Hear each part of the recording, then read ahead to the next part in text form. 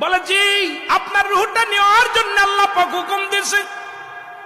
আদম আলাইহিস সালাম বলে একটু সময় দাও আমারে, আমার ছেলেদেরকে ডাক দে। বলে ছেলেরা রে, তোমরা কে কোথায় আছো? আমি তোমার বাবা আদম, আমার পরাণে ফল খাইতে চাই, জান্নাতি ফল খেতে চাই, কারণ আমি মারা যাব, আমি দুনিয়া থেকে চলে যাব। আমার মন চায় ওই জান্নাতের মধ্যে নেওয়া খেয়েছিলাম, জান্নাতের মধ্যে অনেক ফল খেয়েছিলাম, আমার মন চায় একটু ফল খাইতে।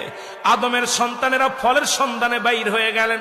শীষ আলাইহিস সালাম এসে ডাক দে বলে আল্লাহর নবী আদম আলাইহিস সালাম, আপনি পৃথিবীর মধ্যে প্রথম মানুষ, নবী হিসেবেও প্রথম, তবে আদম নবীর আগেও কিন্তু আমার নবী রাহমাতুল লিল আলামিন মুসলমান কিন্তু শরীয়তে আদম আলাইহিস সালামকে আগে পাঠাইছে দুনিয়ার মধ্যে।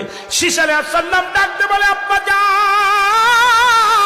আপনিও নবী, আপনি আল্লাহর পয়গম্বর আর প্রথম নবী, প্রথম মানব, যেহেতু দুনিয়ার মধ্যে আপনি আল্লাহর কাছে চাইতে দেরি, আমার আল্লাহ দিতে দেরি না, আপনি চান। আদম আলাইহিস সালাম বলে আমি ভুল করেছিলাম, ওই জান্নাতের মধ্যে অনেক আরামে এসেছিলাম, একটা ভুল করার কারণে আমি আদম বিতাড়িত হয়েছি। কোন মুখ নিয়ে আমি আল্লাহর কাছে চাইব জান্নাতি ফল?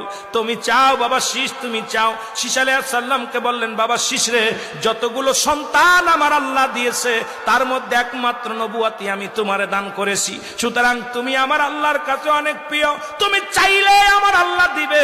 শীষ আলাইহিস সালাম চাইলেন আমার আল্লাহ, আমার আব্বা জান আল্লাহ শুনে নেন, যেহেতু একটা সন্তানের কাছে বাবার হলো 14টা হক, এই 14টা হকের মধ্যে 7টা হলো জীবিত থাকতে, 7টা হলো মৃত্যুর পরে, সুতরাং বাবাকে খুশি রাখার জন্য, বাবার ওই মনের চাহিদা মিটানোর জন্য আদম আলাইহিস সালামের সন্তান শীষ আলাইহিস সালাম দুটি হাত উঠায় দিলেন আল্লাহর দরবারে, আমার আল্লাহ তুমি আমার বাবাকে তুমি জান্নাত থেকে ফল পাঠায়া দাও।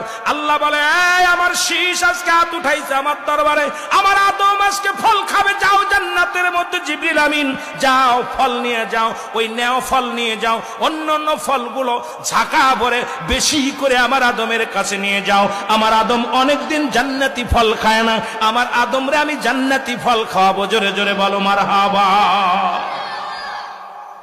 ফল নিয়ে জিবরিল আমিন যখন ফেরেশতারা নিয়ে রওনা হয়ে গেলেন, আমার আল্লাহ ডাকতে বলে ফেরেশতারা দাঁড়াও, জিবরিল দাঁড়াও, কারণ পৃথিবীর মধ্যে আমার আদমের যত সন্তান হয়েছে প্রত্যেকে জোড়ায় জোড়ায় একটা ছেলে একটা মেয়ে, আমার শীষের সঙ্গে কোনো জোড়া দিই নাই, সুতরাং আমার শীষ অবিবাহিত আছে, যেহেতু নবুয়াতও পেয়ে গেছে, জান্নাত থেকে একটা সুন্দরী হুর নিয়ে যাও, কারণ দুনিয়ার কোনো মেয়ে শীষ আলাইহিস সালাম বিয়া করবে না, দুনিয়ার মধ্যে আমি বরাদ্দ করি নাই শীষের জন্য, এই জান্নাত থেকে একটা হুর নিয়ে যাও, এই হুরের সঙ্গে শীষ আলাইহিস সালামের বিবাহ পড়ায় দিবা, কারণ আদম আলাইহিস সালামের দায়িত্ব একেতে শেষ হয়ে যাবে, কারণ আদম আলাইহিস সালাম মুসলমান, শোনো, আদম আলাইহিস সালাম ছিল নবী, উনি মৃত্যুর আগে ওনার একমাত্র অবিবাহিত সন্তান, ওকে যদি বিয়া করায় দাও আদম আলাইহিস সালাম তার দায় মুক্ত হয়ে যাবে, চলে যাও তাড়াতাড়ি চলে যাও।